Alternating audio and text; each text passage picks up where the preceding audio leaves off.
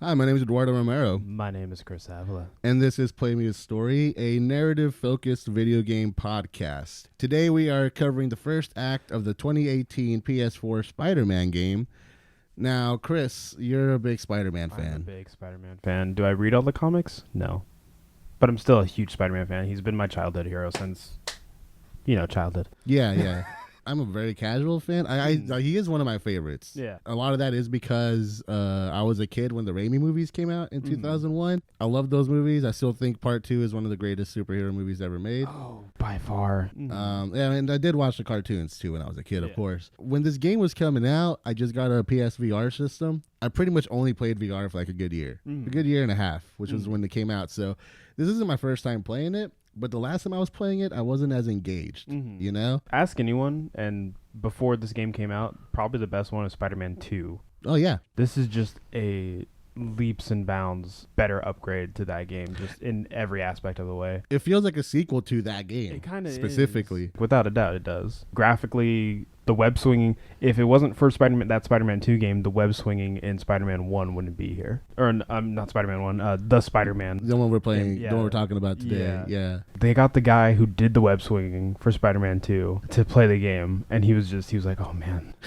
Like, that's the best way I could describe it. He's like, oh, this is so good. So I'm really glad we're playing this game again because I didn't enjoy it the first time enough to play like past the first act, which is what we're talking about today. But now that I'm fully engaged and fully paying attention to it, man, like this game is just fun as fuck to play. Doing everything, just getting around the city is fun. This is my third playthrough, and I will still just swing around the city. Just for the hell of it. Yeah, and just fight crime just because it's so fun. It is really makes you feel like you are Spider-Man. This is a dream come true. This is honestly like an absolute joy to play in every single way.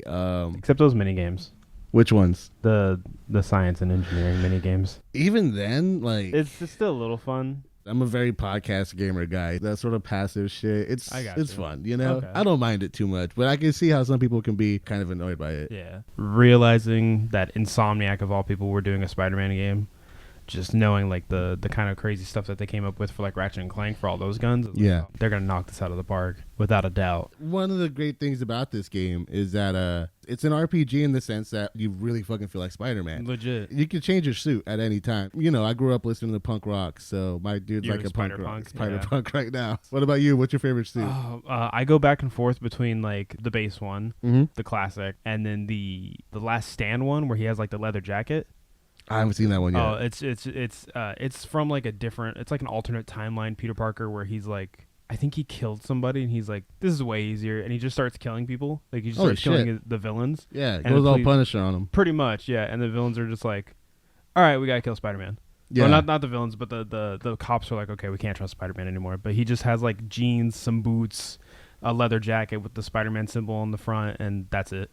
Oh, and his mask, but that's it. Right, that sounds like you, something fresh in you. Yeah. The other two, I'll sometimes do the Raimi suit that you got as the. Oh yeah, no, I did the Raimi suit for a minute. And then the Far From Home suit that he creates at the end of the movie, the red and the black one. I don't think I've seen that one yet. Oh, okay. It should be a free update. Maybe I just missed it. But yeah. Have you seen Far From Home? I haven't seen Far From Home. Oh. No. I'm a big fan of the Raimi movies. I'm just generally not a fan of Marvel, the way they make the movies. Yeah. I did watch the first Spider-Man movie. I thought it was pretty good. Oh, Homecoming? Homecoming, yeah. But I mean, here's the thing. Like, I'm not, I'll watch a fucking Marvel movie if someone else puts it on.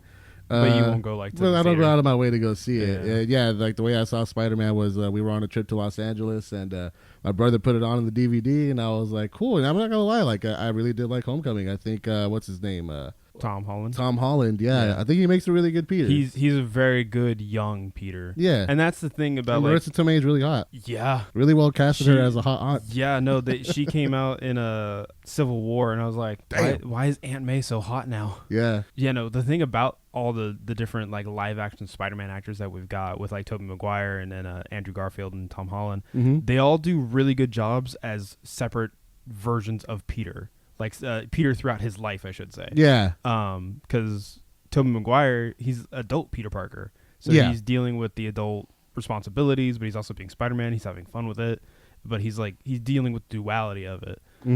He did that very well. Andrew Garfield, played a very. He tried, man. He tried. He did the best he could with what he had. And I mean, he genuinely does do some good job. He does do a lot of good in the role. He does a very good smack-talking Spider-Man. Yeah. Because like in The Amazing Spider-Man 2, as bad as that movie is, his interaction with Rhino at the beginning of the movie. Yeah. Where he's just like chilling on the side of the door and he's just having a time with him. That was like, that's Spider-Man. That's Spider-Man. That's Spider-Man. He's a dick. Yeah. That's the thing about Spider-Man sometimes is he can be a dick. Tom Holland is an amazing Peter Parker at the beginning of his Spider-Man career. Yeah, definitely. And, I agree. I agree with your assessment. It's just poor Andrew Garfield. He's a great actor. Yeah. You know? And I could see him trying so hard with that material, man. Yeah. Same thing with everyone else in the movie. I only watched Social Network. Yeah, I only watched the Social Network to see him because I found out he was going to play Spider-Man. I was like, oh, he's in this movie. Yeah. I'm going to check it out so I can see how he'll do a Spider-Man. Yeah. So he's a good actor. Oh, he's amazing. Before Blockbuster went out of business, they were doing this thing where they would buy all these indie movies and sell them rent and sell them exclusively at their stores. So if you wanted to see all these indie movies, you had to go to Blockbuster. Yeah. Kind of like their Netflix, but back before that made sense. Yeah.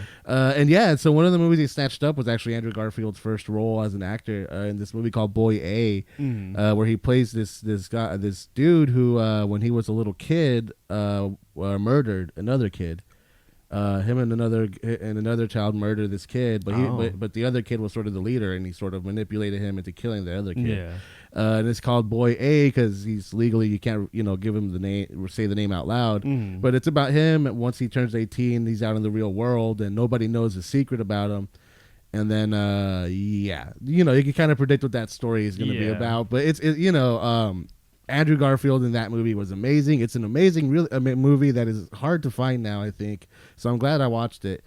But he's great. And man, even the director, like Mark Webb, he's a good director. It's just not a great script. Yeah, it's a shit script. Yeah, man. It kind of sucks because you can smell the desperation just to like, okay, we need a Spider-Man movie right now, otherwise they go back to Marvel. It's a Sony movie. It's dude. a Sony movie. That's what all Sony movies are like. Sony for some reason, they try to make a Black Widow and Silver Sable movie. Yeah, without Spider-Man. That tells you something. No, dude. I mean, for me, the thing about Sony is that like they know how to make great pieces of art as video games, and every now and then they sign on some good artists. They signed on Death Grips for like one record, believe it or not. Really? Yeah. So they're not afraid to take artistic risks. Yeah. They make some of the best cameras and lenses in the game, like no doubt. But for some reason, they just shit the bed when it comes to movies. Yeah. They don't, they micromanage. They have the wrong intentions when they make stuff, And I don't know if you ever read the Sony emails when the Sony leak happened, the hack, when they just like put all the emails, like they know they're shitty. Yeah. They know they make shitty stuff, but like. It's good that they embraced that though for Venom.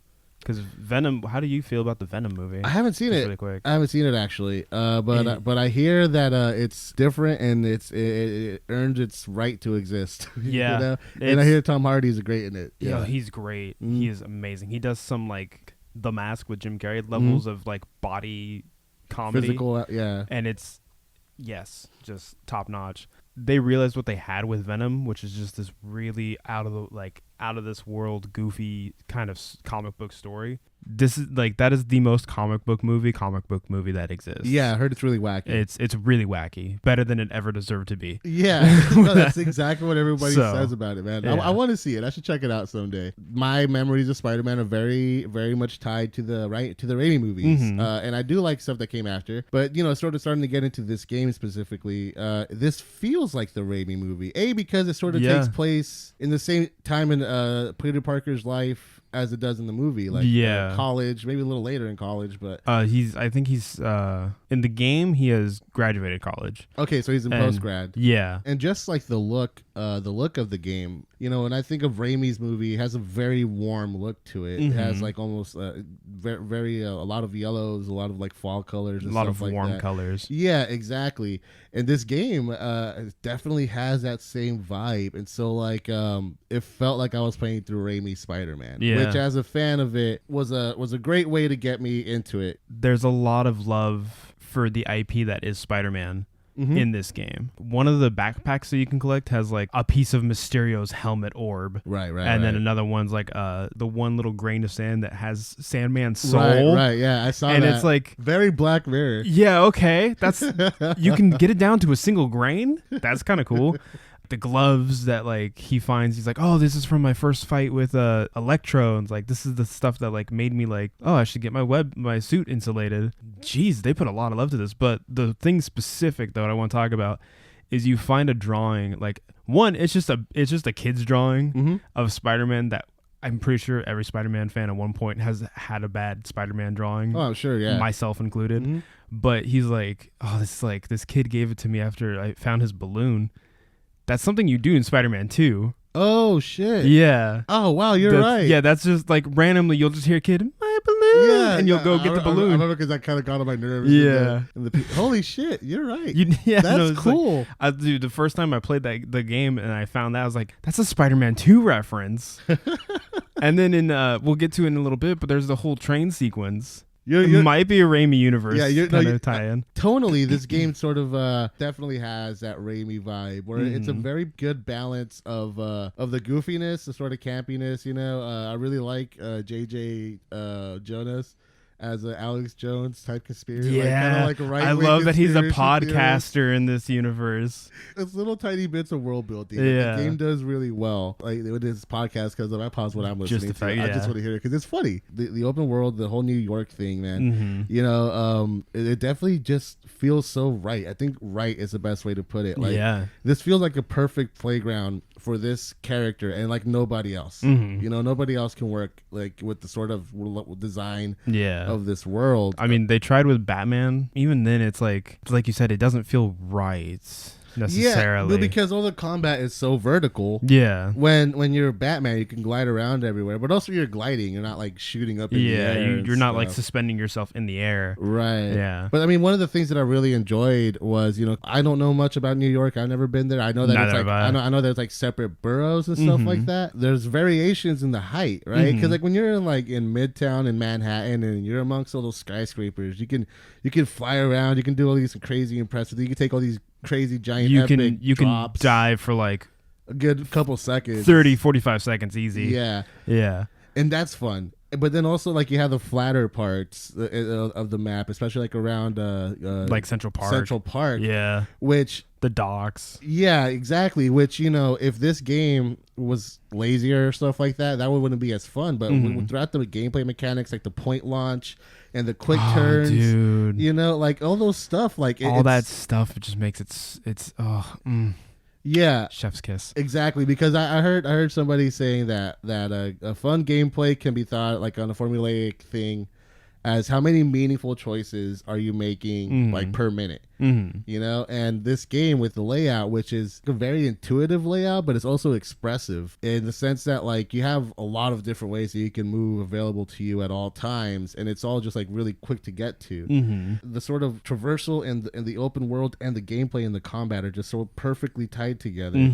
You'll be swinging around and you'll get the crime alert that's like, oh, there's a hostage situation, and you can either just swing in and zipline somebody, take one dude out right then and there. You can kind of just stop for a second, throw a web bomb, and then get multiple dudes at once for like a couple seconds. Or you can stealth it. You can stealth it for a little bit where like you just kind of stop, take a moment, and like, okay, I'll take out this guy, and then I'll throw a bomb here, and then I'll take out a couple dudes. Being able to swing around and then seamlessly get into an action sequence, and then seamlessly get out of it. It's all tied, like you said, it's all tied so nicely together. Right, yeah. You never go too long without having something to fight, at least, you know? Even when you get like closer to the end of the game, like when you've like done all the different crimes between the different factions of the game, they still give you crimes to do. One of the problems with like Ultimate Spider-Man on the GameCube and the PS2 is like once you finish the crimes of like the district, that was it. Yeah, there was nothing else to do. Right. You know, usually when I have like the stealth option in the game, I'll go stealth and I'll go hardcore stealth. Yeah. Like to the point where it's like if I mess up and I get caught, I'll just restart the battle if I can. Yeah. And just find a way to stealth my way through. That's what I did with Last of Us 2. Yeah. It's like, nope, I'm doing this stealth. Exactly, because that's more real to life. You know? But with this game, you know, like you said, you switch back and forth between offensive and defensive, like playing. Sometimes between seconds, you'll go back and forth back and forth, you know? One of my favorite things to do is I'll be surrounded by dudes. So I'll punch like a shield guy. I'll know he'll take the hit, but then I'll jump off of him. And then I'll slam down. Yeah. And that gives that wavelength, so that gets a bunch of guys off me. While I'm in midair, I'll web a guy up, punch him a bit, launch away from him, zip back, and then do the ground pound. Right. It's just, ugh. You know, yeah.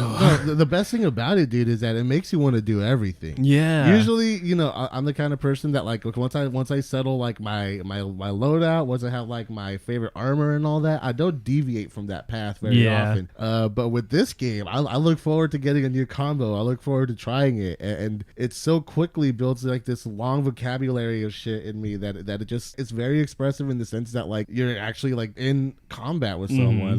We're talking about this movie, Art of Self-Defense, actually. You saw it too, and there's that whole thing in that movie where it's like combat is a conversation. And in this game, you really feel like it, because not only can you make like words, but you can add like commas and questions and exclamation points, you know, and parentheses.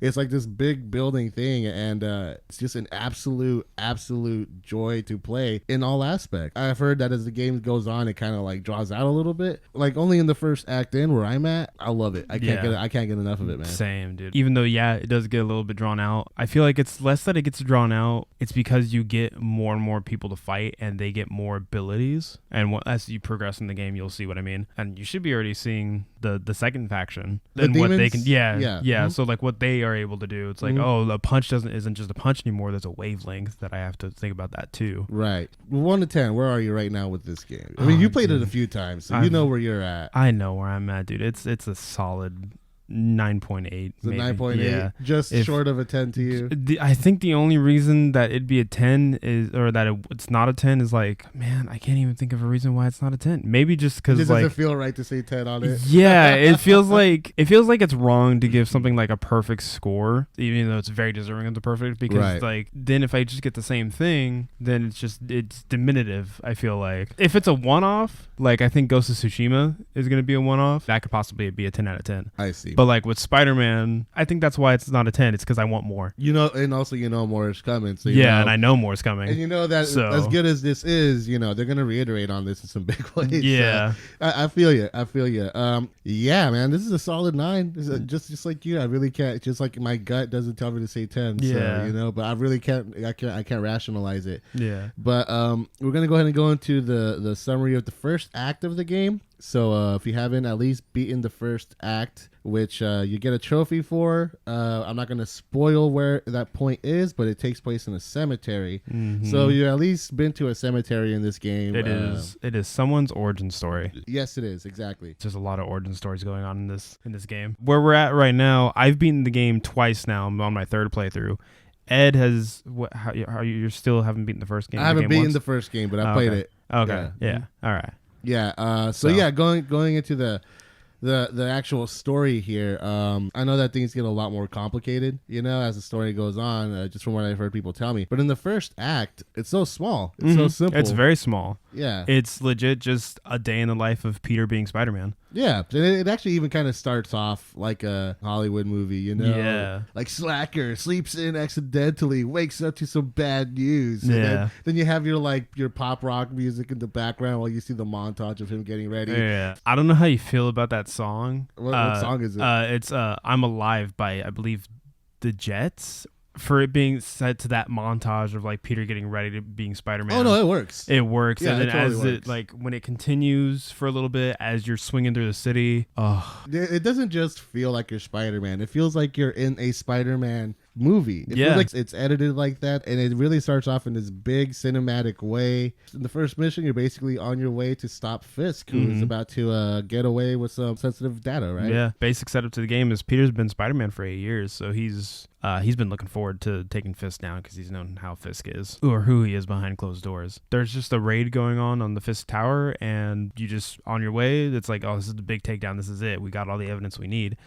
And yeah, that's basically it. Is like they're trying to wipe all the evidence. before the police get in. And then an example of something that this game does throughout its first act. I mean, I don't know all the spoilers, but I can sniff out some cryptic foreshadowing. You know, there's a lot of cryptic foreshadowing. Yeah, you can just sniff it out. I got a nose for it. I mean, you know, he does just come out and say, "You're gonna wish I was locked away." I was the one keeping order in this city. Yeah, and then basically, like the first act is proving that, right? Yeah, because very quickly we get introduced to the sort of what I take is, at least so far in my point of view, like the main conflict of it, which is Peter volunteers at a place called the Feast Center. Yes, where his Aunt May has been. Yeah, Aunt May works there for sure for a long time. Yeah, she's like the vice. I don't know what to give her, but she's kind of in charge. She makes sure everyone is okay and everything's running smoothly. How do you feel about this Aunt May? I love this Aunt May. Even though we don't get to see her a whole lot throughout the game, like we still hear from her a lot. I'm just glad that she has something to do that it's something for her character, right? Aside from just being there for Peter. As much as I love Raimi's Aunt May, that's my favorite Aunt May. Yeah. But you're right. All she is there. It's like her whole life is just there to dispense wise advice. Yeah. It's like she's a human. There's more to her than that. Right. This is who she is. Like she's been taking care of Peter this entire time. She loves taking care of people. So, characterization, man. Characterization right there. You go to the Feast Center and then Aunt May is there. Let's just pretend somehow like somebody fell asleep like before Spider-Man ever came out and they woke up and it was the first thing they saw. Yeah, like right off the bat, you can just sort of draw the conclusion that like this woman raised him, and then she's a very caring and loving person. Obviously, took him in, and he took those values with him. We go into this clearly as people who know the relationship of Aunt May and Peter Parker, so we know how close they are. But the game does a really good job of reestablishing that in its own way. You're right; it's unique, and it's very small and very nuanced. It's a small choice, but it makes a big difference. As far as you're right to your relationship and your point of view of Aunt May, because honestly I've never really considered the fact that like Aunt May is just sort of this weird Yoda figure. Yeah, legit. She's just like Master Splinter. Yeah, it's like okay, Turtles, calm down. Unlike Detective Spider-Man, Spider Cop or Spider Cop. Yeah, I mean it's the same thing, but man, such a corny joke. It is. It knows it's a corny joke, and they keep pushing it, and I'm like, I kind of want to hate it, but I'm like, no. So they did a good job. So here's the thing. Spider-Geddon is an event going on. I think it's probably wrapping up. It's one of the comics right now. It's like the sequel to Spider-Verse, which is what the movie. No, the movie is based off of the comic book series, okay. The comic book event Spider-Verse. Okay. The only difference is that in the comic book, Peter Parker like proper is the leader. Yeah. But in the movie, Miles is kind of more of like the central focus, and then in Spider-Geddon, it's Miles. He's the one who's front and center. But they do have the PS4 universe Spider-Man. He's in there. He's like kind of one of the main players, and he sees that there's a Spider Cop.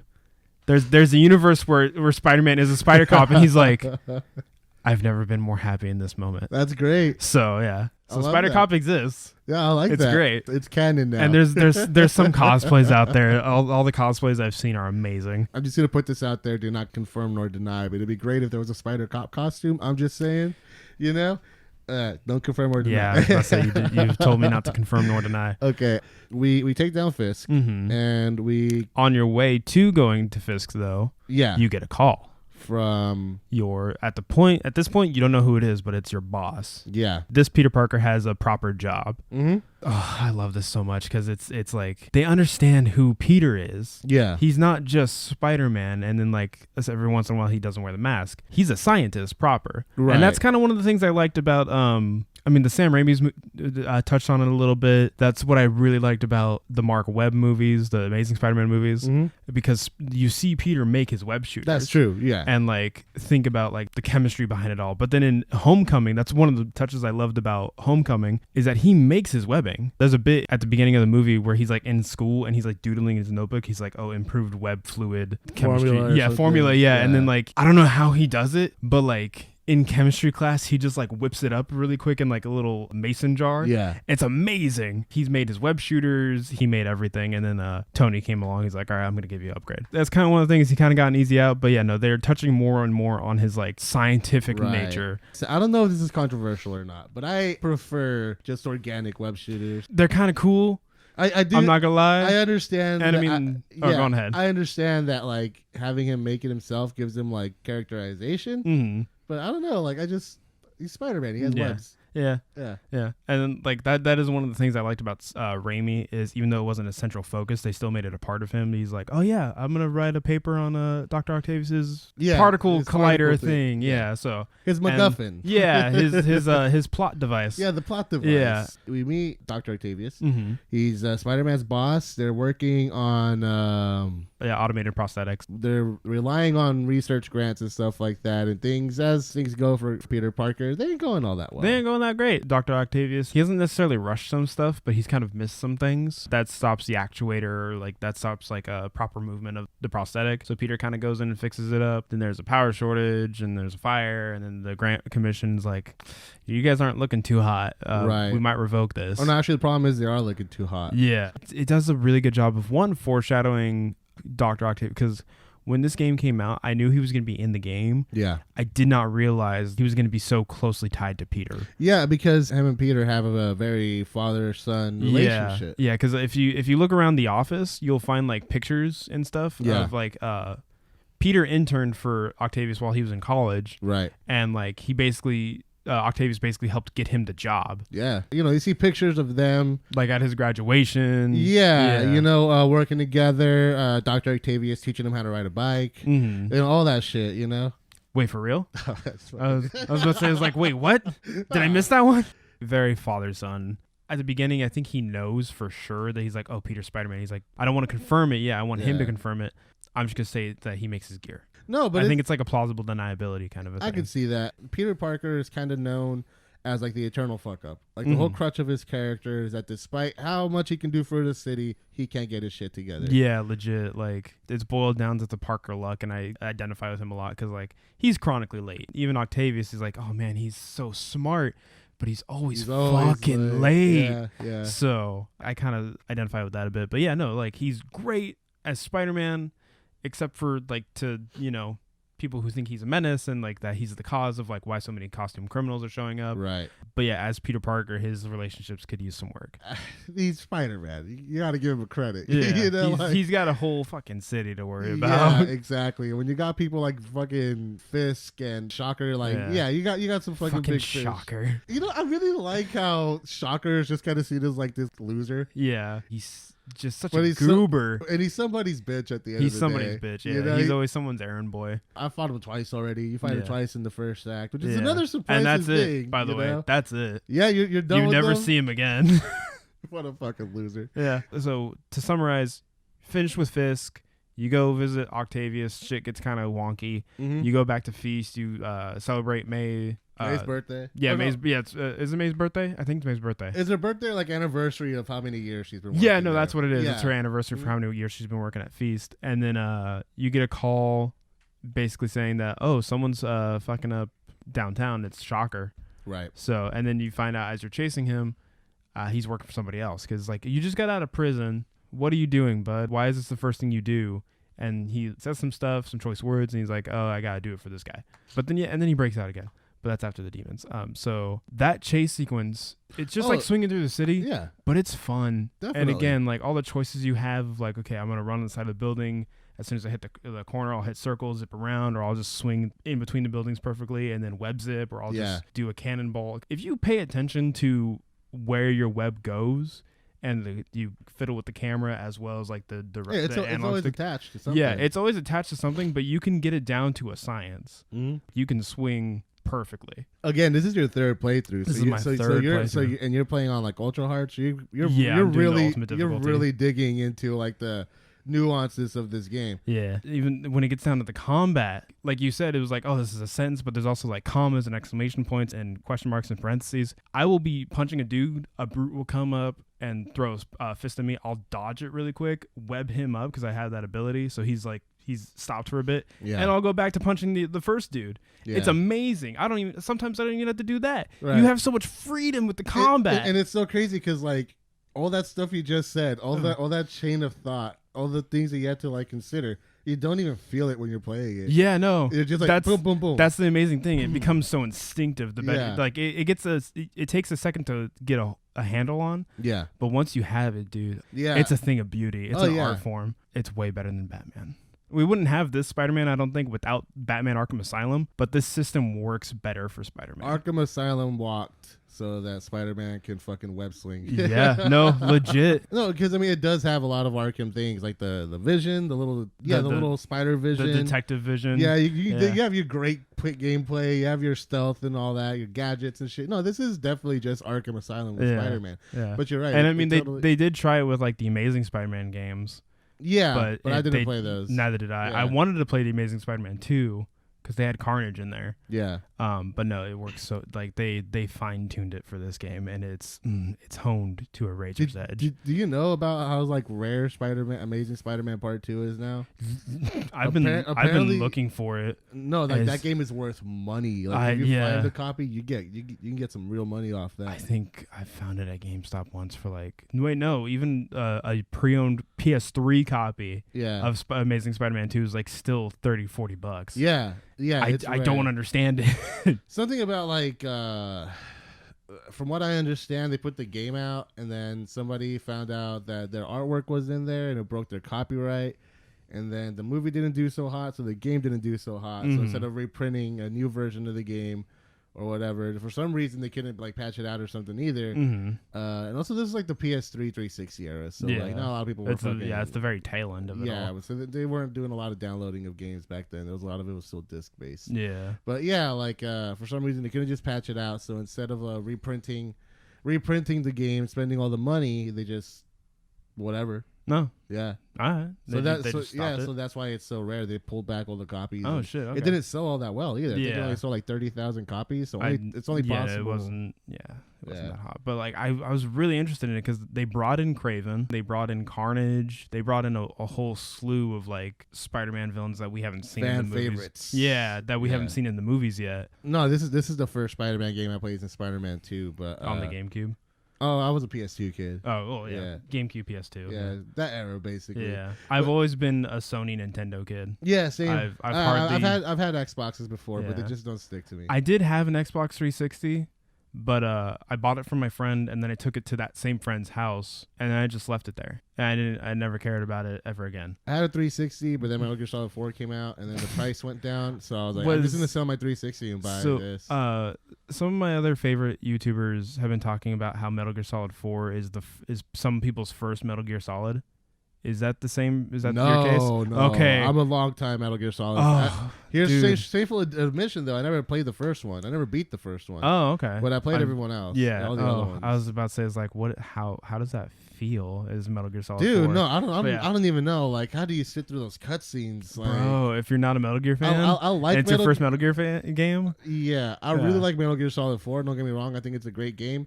But fuck, does that game make you sit through some long cutscenes? See, and the ending, it was like 2 hours long, I think. Yeah, dude, all those memes about how to properly play a Metal Gear game is 15 minutes of you holding the controller and like 2 hours of you just chilling. My friend was only able to clear Metal Gear Solid 4 in one night because he skipped the cutscenes. Yeah, because I mean, like you start the game with a cutscene, and then you play Solid Snake, and then you enter a building within like 30 seconds, and then another cutscene plays, and then you get out of that building, and then another cutscene plays. And it's like, oh, there's a combat encounter. Let's play a 10-minute cutscene talking about how this enemy exists. And the philosophy. Yeah. Oh, man. All that shit. So, speaking of beating up, we beat up Shocker. And then send him back to prison. Yeah, and then we get clued in about what's going on here. And I think the next mission is when we meet Mary Jane, right? Yeah, we meet Mary Jane. So basically someone breaks into the Fisk estate, and they're starting to maybe take some stuff. Because Fisk is a big weeb. He's a weeaboo. He's a big weeaboo. Yeah, all his stuff is Japanese. Yeah. He has a body pillow, anime waifu body pillow. I wouldn't be surprised. That's the source of his dark side. He watches too much anime. Probably. I wouldn't be surprised. But no, like he's a big weeaboo. Like I wouldn't be surprised if like I missed some detail, not even in the game, just somewhere in the IP of like how he believes he's like just like a reincarnation of like some warlord or something. I could, yeah, either I can that, see Fisk being that. yeah. Yeah. Well, I mean, that's like some like bad Double Dragon movie Yeah. bullshit. For real. But no, I think, yeah, he just really appreciates like the philosophy of those guys. Yeah, well, from back in the day. A lot of it is just about like the power that they had. That's what Fisk is ultimately about, you know. Yeah. So, someone's stealing some shit. It's the demons. So you just clear them out really quick, and then you meet Mary Jane. Yeah. And then you get introduced to probably the most boring aspects of the game. Being inside Mary Jane. Phrasing. I was waiting for you to catch that. No, yeah.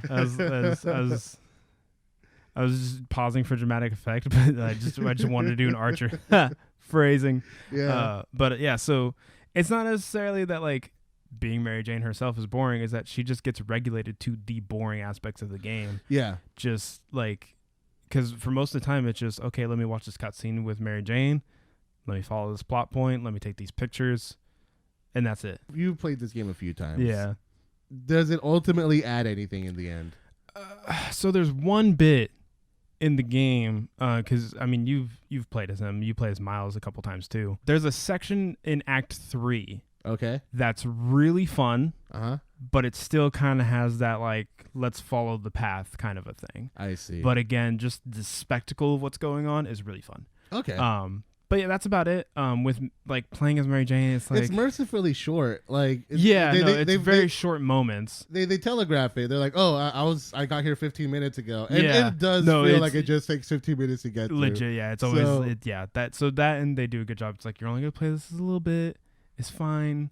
It's good for like character development and like spending time with this character. I think it's good that it's there for the story. It's just like you said. It's a good way to break up, like, because if it wasn't for these parts, then I think by the end of the game I'd be tired of playing as Spider-Man. Okay. Even though it's like, yeah, I love being Spider-Man, but that might be a metaphor for like Peter himself of like, you can't always be Spider-Man.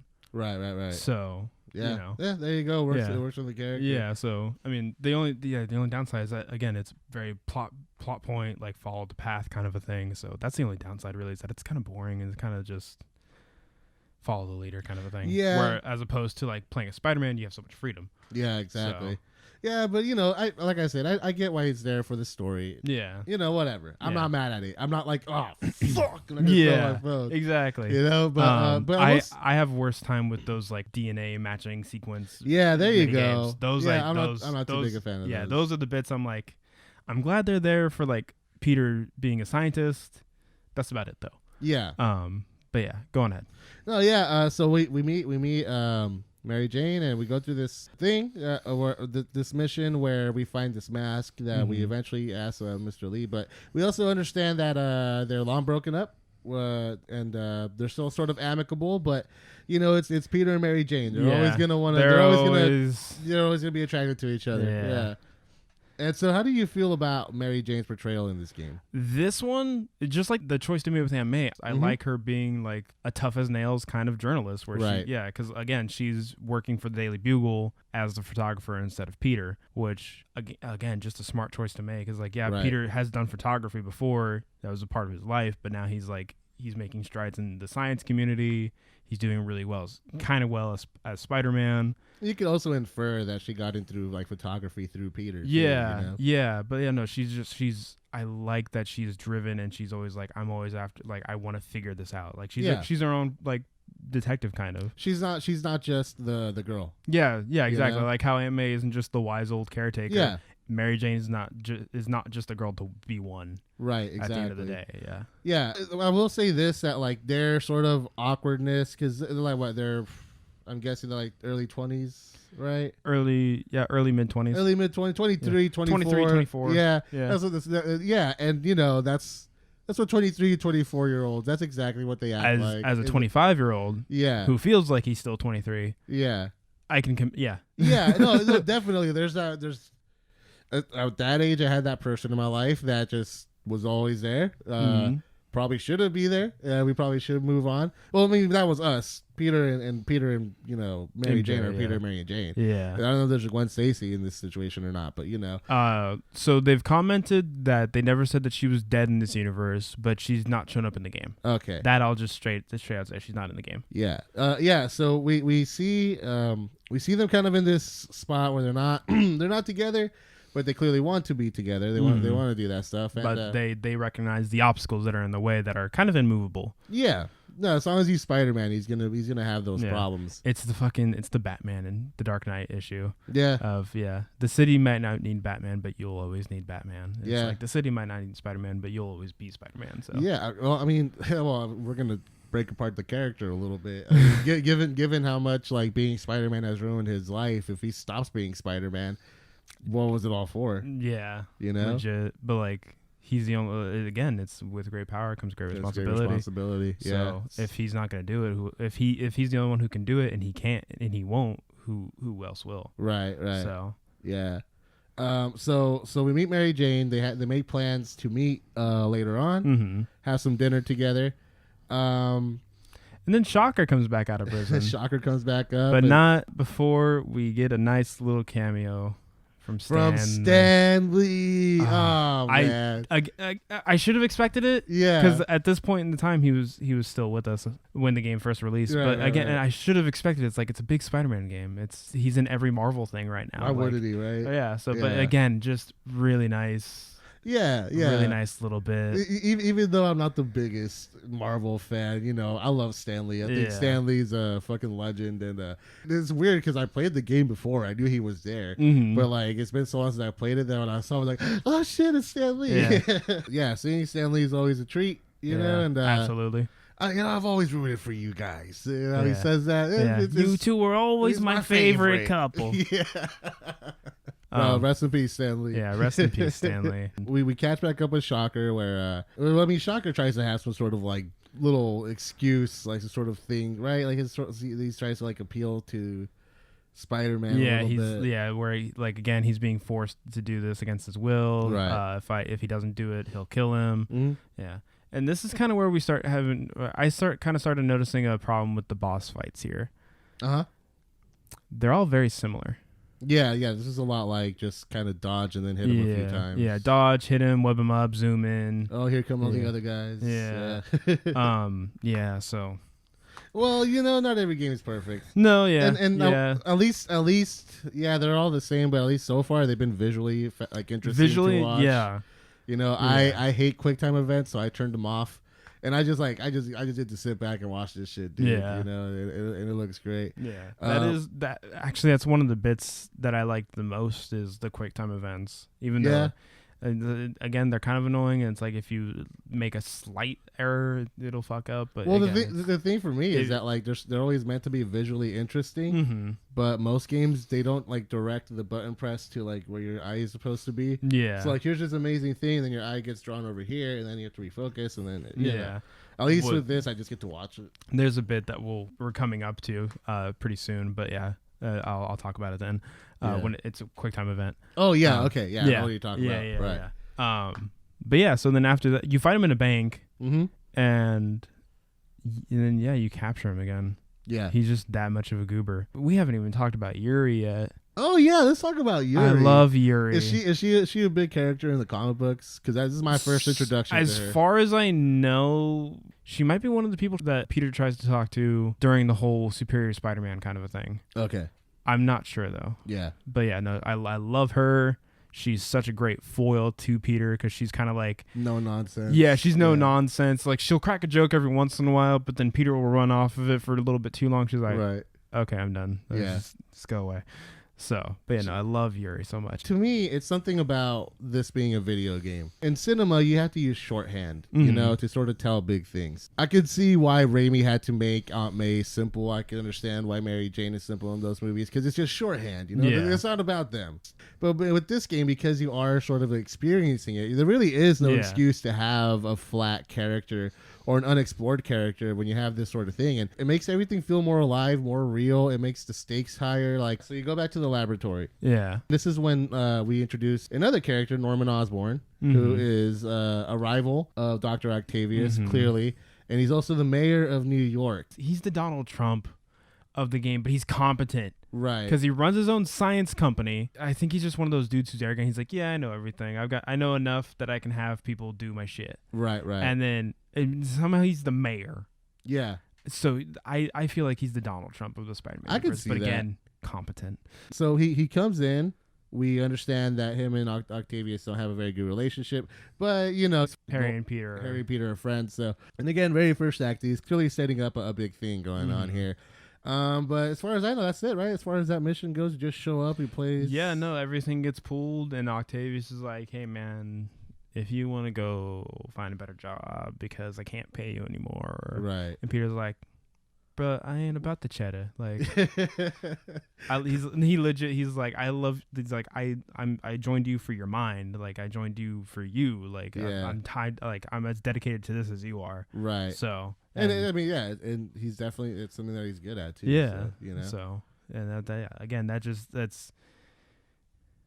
it's one of those things about that demonstrates Osborn. He's like, yeah, no, like the more financially better off that you are, you get everything. Yeah. But you don't get the good people who care about the work that they're putting into the world. Right. Exactly. So, yeah. Yeah, and I like this because it's a good character breaking moment for Octavius. He's not only is he going to lose all his life work, he's going to lose it to his worst and to like his arch nemesis. And I'm sure that's going to have some consequences. But I really like his initial reaction, which is like, man, I'm not going to let nobody keep me down. Fuck the man. Yeah, legit. We're going to do this shit, Pete. Like, we're going to do it guerrilla style. Yeah, because early on in the game, you find that little voice recordings, where he talks about how like Peter has that knack for guerrilla science, which is it's pretty cool. Yeah, it's the same one where he talks about how fucking late he is all the time. Oh yeah, there you go. Yeah, that's exactly it. So this is the thing about the whole being in the life of Peter Parker being Spider-Man is at the very beginning of the game, right when you throw on your mask and before you head out the window, you get that little eviction warning of like, pay your fucking rent. Yeah. And then throughout the game, you're getting calls from your landlord of like, hey, we got to talk. We need the rent. Yeah. Otherwise, we need the rent by the end of the day. Otherwise, we got to kick you out. Doesn't give a shit about what Peter has to say. So when you get to your apartment, you find out that the locks have changed. Right. Then you bust the door open and all your shit's gone. One, I don't know how he didn't like randomly leave some shit behind. Right. Two, I don't know how people didn't notice that like all the Spider-Man shit up there. And he had like he's got that whole fucking pan at the beginning of the game. It's like, why the fuck does he care about these Spider-Man criminals? Oh, that's actually a good point. Yeah, it's kind of a plot hole. So, but it's like maybe it's a video game. Yeah, they're like maybe he's a Spider-Man fan. But yeah, again, it's just a video game. Yeah. But yeah, so you go on this mission as fucking Peter, fucking finding your shit. Yeah. And it's kind of fun. Also kind of sucks. It's monotonous, but again, it's more about like the impact of like, I'm playing as Peter right now. Like even though I'm using my spider powers and I'm dressed up as Spider-Man, I'm playing as Peter. Yeah. Because, and it really boils down. He's like, oh, I got to find this little hard drive because it's got all my spider stuff. So then, we do that. And I think that's sort of how it all kicks off, actually, before what we just talked about. Because he ends up having to surf on the couch and he ends up crashing at the Feast Center where he shows Dr. Lee the mask that he has. Yeah. I know Martin Lee's Mr. Negative and stuff like that for sure already. Because that's the big reveal at the end of Act 1 is that Martin Lee is Mr. Negative. Which, again, if you are up with the comics, pretty sure that was obvious. Yeah. I mean, again, if you watched the fucking cutscenes, that the trailers before the game came out, obvious. Right. So. Yeah, but I like how that made me believe that he was going to be the big bad of the whole game. From what I understand, he's a big bad. I don't know if how much he's the bad guy, but he's a big focus of the game. He's a big focus of the game, right? And Martin Lee starts off as he's the head of the Feast Center. He's a good guy. Yeah, he starts off, But then there's something about him. I'm sure the game will explain it that just Yeah, he wants to get all these things, I'm assuming, back to him and his culture, if I had to guess. Or I don't know. I don't know. I think it's more that he's using his culture as an inspiration. Okay. Yeah. Interesting. Yeah.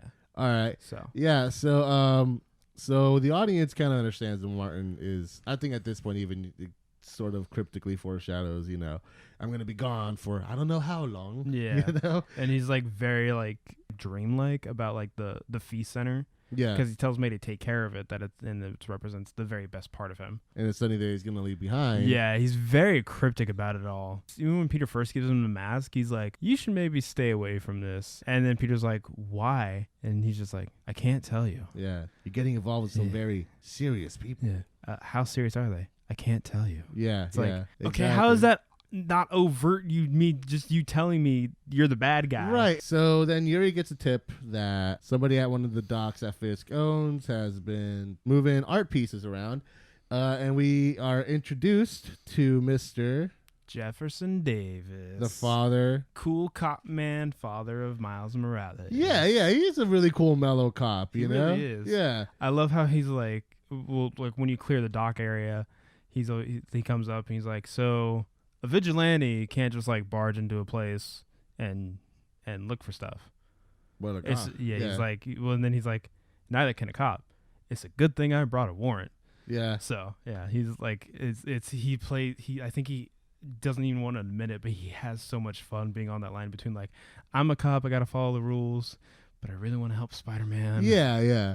No, there is a lightness to that mission. Yeah, because you go there, you have to fight all these guys, but when you're with Jefferson, it's just kind of cool. Like you're just kind of like leisurely going through exploring this thing, and then eventually you uncover what you uncover. Mm. So eventually, this mission ends with Jefferson getting shot. It's not that he gets shot; it's that basically you get into this car chase where they stole the art or the weapons or whatever. Right. And basically you stop him with Spider-Man, but then one of the other guys is driving a truck straight at him, and Jefferson Davis with his cop car or something. Yeah, crashes right into the guy. And he saves Spider-Man. There you go. So that's how the mission ended. Yeah. And so the next day, luckily Jefferson is fine. He's alive. And I think we keep jumping around a lot. I gotta keep a journal of it all. But that's when the whole thing with like Martin Lee disappearing for a couple of days plays. Yeah. So as you're leaving the feast center, you get a call from MJ saying that like, oh yeah, Jefferson Davis is gonna get a medal at Osborn's rally, and then Peter's like, isn't that? Oh, and they're like, yeah, everyone sees what he's doing, what Osborn's doing. Right. So yeah, and then you go. After that, that's when you hear about the Fisk Tower. Mm-hmm. So demons are taking over the Fisk Tower. Right. And so you just go in, you clear some guys. Because Jefferson Davis gives you the tip. Right. Yeah. So, there you go. So yeah, he's like, so I got this tip about the Fisk Tower, but I can't check it out because getting ready for the things. Mm-hmm. Can you go check it out?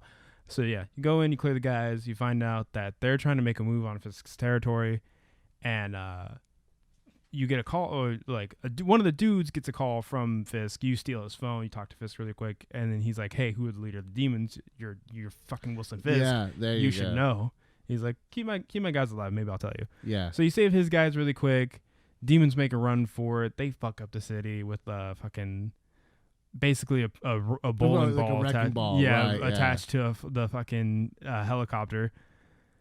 This is the QTE sequence that I kind of had fun with. Oh yeah, no, I like this one. I mean, like I said, I took the QTE off, so I just got to sit back and witness it. But man, that shit was badass. Oh, okay. Yeah, I gotta try that. But yeah, no, there's just one section because like it's fun to swing, but if you fuck up, it kind of ruins it because there's a bit where like the power generator fucks up one of the signs and you can zip through it. Yeah, I've never been able to land that. I've played that sequence 3 times and I have been able to land it. I can't even remember it giving me any trouble, man. It's like this, yeah. I just fuck up. I get the angle wrong. Again, I'm still trying to fine tune it all. Right. But yeah, no, it's just this really fun sequence, and then power generator gets loose, goes through a building, you save it, you run out of a building that's blowing up or that's getting shot at by the helicopter. Mm-hmm. Then you get into the helicopter. Demons have that mask back that you found as Peter Parker gave to Martin Lee. It's like, huh? So yeah, you beat them up a bit, and then you save the city from a burning helicopter crash with a bunch of webbing. And that's one of the funnest bits is when you're up in the air. And I think it's L1, R1. Yeah. And that's like you said, like sometimes during QTE, like the button's right here, you got to focus on the button, but the action's up here. Yeah. The buttons are right there at the action. Yeah. So it's like, okay, like buttons, hands, objective. Right. It's all coming to a focal point. Mm-hmm. So that's the one section that I liked. Yeah. And I mean, when it works out like that, I'm totally down with it. Yeah. You know? Yeah, but I think next time I will take off the QTEs. Yeah.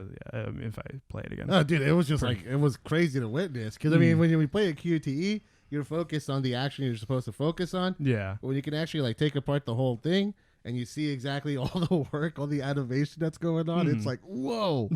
Holy shit, they put a lot of work into this. All right.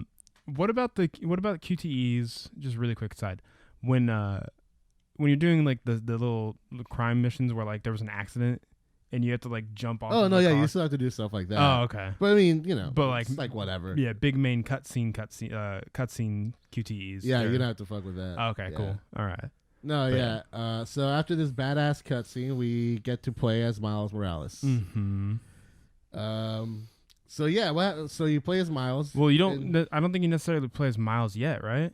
Well, I know. Okay, so because I think the first time you play as Miles is after the explosion. Right. So it's after. Right. There's the explosion first. Okay. So you get to the rally first as Spider-Man. Right, and at the rally, there's demons. Right. The demons are the ones that do it. That's where Martin Lee makes his move as Mr. Negative. There you go. Yeah. And he blows up the rally, and then you switch over to Miles, and his target is Norman. Right. So you can tell right off the bat.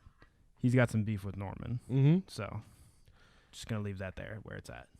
You know, man, like, what are you talking about? I like, now that I'm really, like, into the game, I'm just like, fuck, dude, like, what the hell could he be talking about? Yeah. But, so, anyway, so you play as Miles Morales, and you go, and you walk your way through the rubble, and then you see that, like Uncle Ben, Jefferson Davis has been killed. This doesn't sound really shitty, but I keep wanting to say Jefferson Airplane in my head. Jefferson Airplane? The band, you know? Oh, no. Oh, yeah. No. 70s thing, man. Yeah. Oh. But okay, but anyways, so Jefferson Davis has been killed. Mm-hmm. And like you said, it seems like it's just setting up an origin story, knowing what's coming next in the Spider-Man video game universe. I can see where you're coming from with that. Mm-hmm. But yeah, how did you feel about this part of the game? I mean, this is kind of heartbreaking. One, Peter can't do shit because he's knocked out cold. Mm-hmm. So as Miles, you have, and like just being a normal kid, like he's not been bitten by a spider. Yeah, he's got no superpowers whatsoever. Mm-hmm. It's just him, and they've explained that he kind of like has an interest in science or like an interest in technology. And he's a big Spider-Man fan. And he's a big Spider-Man fan. Yeah.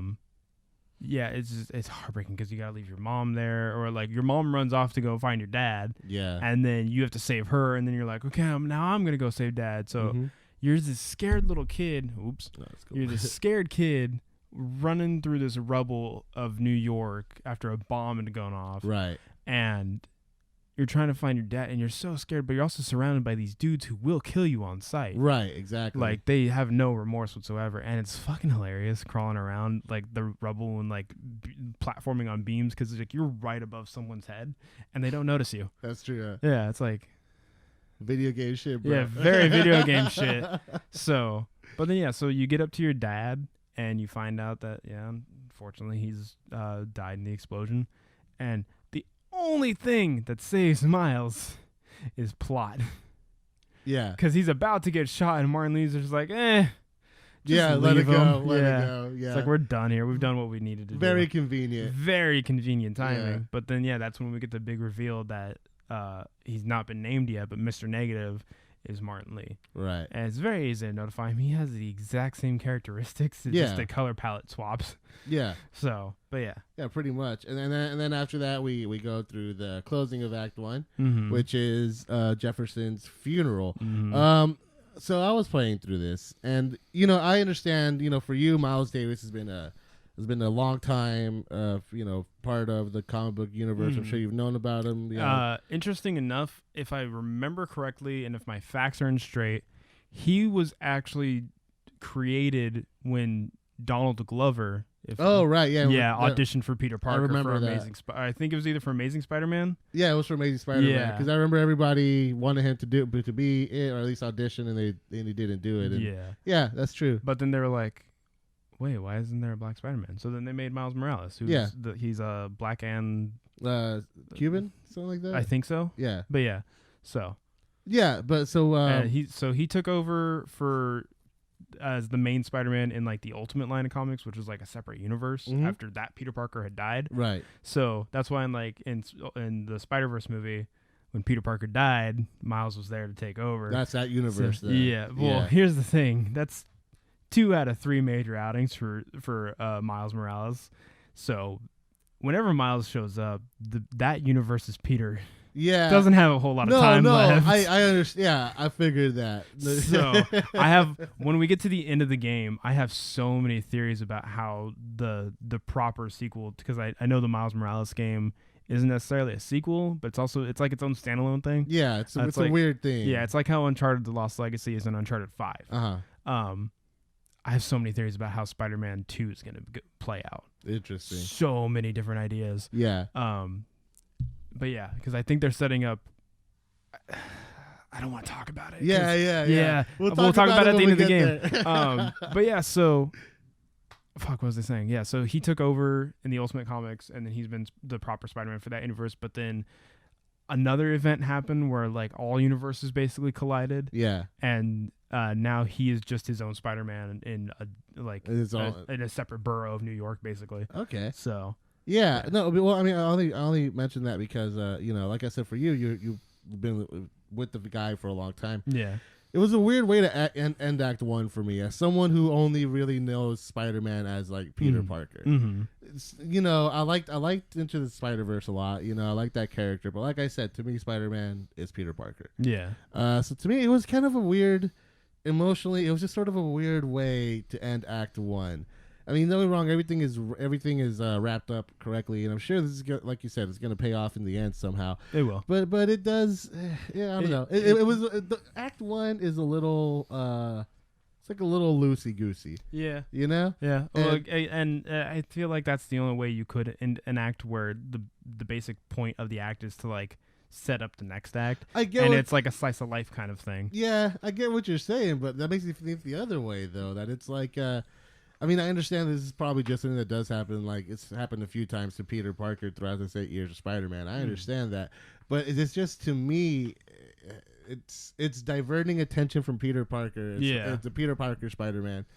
At the end of Act 1, where we were just barely introduced to Jefferson Davis, like 1 or 2 missions before this. Mm-hmm. This and like I said, I understand that all the Act 1 things are wrapped up properly at the end of Act 1 instead of for Act 2. Mm-hmm.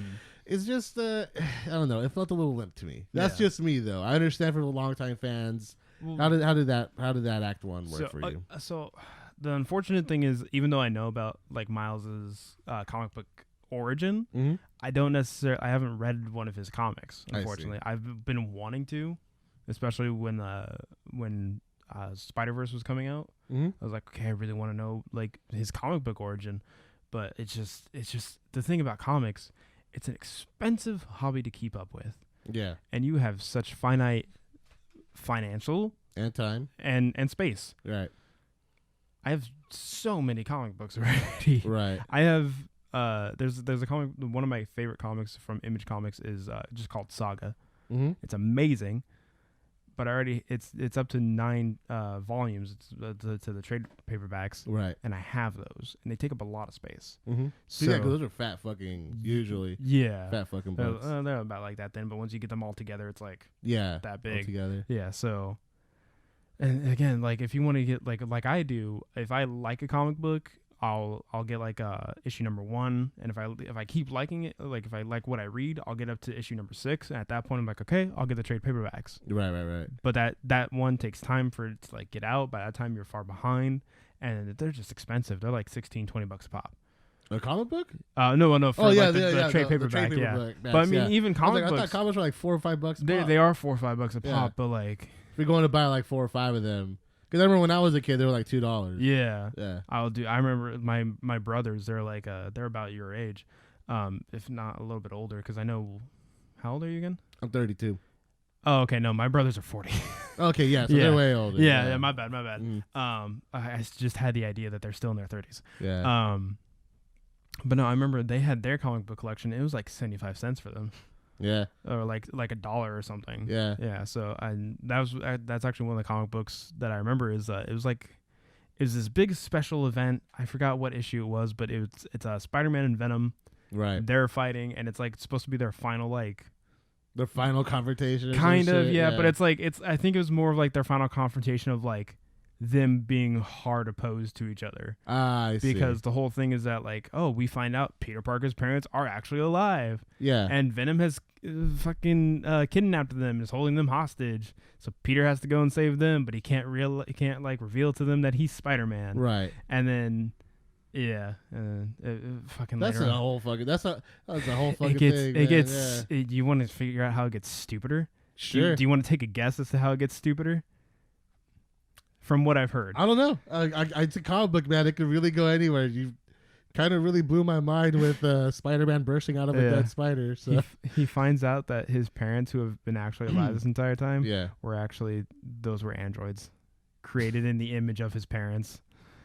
I think I don't know. That might have been a different time. That might have been a different story plot. Right. But yeah, that's what it is. Man, that's a comic book ass shit. That's some very comic book ass shit, dude. There's the whole clone saga thing. Yeah. Where like Ben Reilly, who's he's one of the costumes. It's the red jumpsuit with the blue hoodie. Yeah. He's a clone of Peter Parker created by Norman Osborn, I think. But fucking, they have like an identity crisis of like, okay, wait, who's the clone? Who's the real Peter Parker? Right. So for a while, the real Peter Parker like fucks off somewhere to go find himself, and Ben Reilly's like, am I really Peter Parker? And then it's like, no, you're not. He goes up. You're the clone. Yeah, I don't know, man. Comic books, they seem like they can fucking like anything can happen at any time, legit. You know, and people stay young forever. Yeah. Yeah, because he's been fucking like 17 since like 1950 at this point. Right? He's like in his like mid-20s now. Yeah. Well, there you After go. like 70 years. Yeah, he ages fucking slower than shit. But yeah, man. So there's your third playthrough. How do you feel? Is this any different for you after playing it a couple times, or? I mean, I know it happens. Yeah. It still hurts, but it's not like as big of an impact as like the first. I don't think anything is ever gonna be a first impact when you first watch it. Right. But no, like it still hurts. Yeah. It still sucks to see him die, even though again we were only introduced to him for so long. I think if you watch Into the Spider-Verse, it might hit a little bit different because they have a completely different relationship in Spider-Verse. Yeah, you actually get to see more of it in Spider-Verse. Yeah, and he's not the tragic springboard for Miles' origin story. Yeah. Someone else, but yeah. So it's another uncle. Yeah. So yeah, it's always an uncle. It's always an uncle, right? It's almost always an uncle. But yeah, so it's kind of tragic because it's like they had a wholesome relationship in this one, and then taken away from them. Yeah, you really for as brief as you do get to see Jefferson Davis and as far as the brief that I got so far from Miles and his mom, you get the sense that they're a happy family. Yeah, you get the sense that they're very close, exactly. They're not the kind of family. I don't really detect any like complicated dynamics or anything. Yeah, which I mean, they make sense. That's not the kind of universe that Spider-Man. That's not the kind of story Spider-Man tells, in my opinion. Yeah. You know? So yeah, even though very limited characterization so far.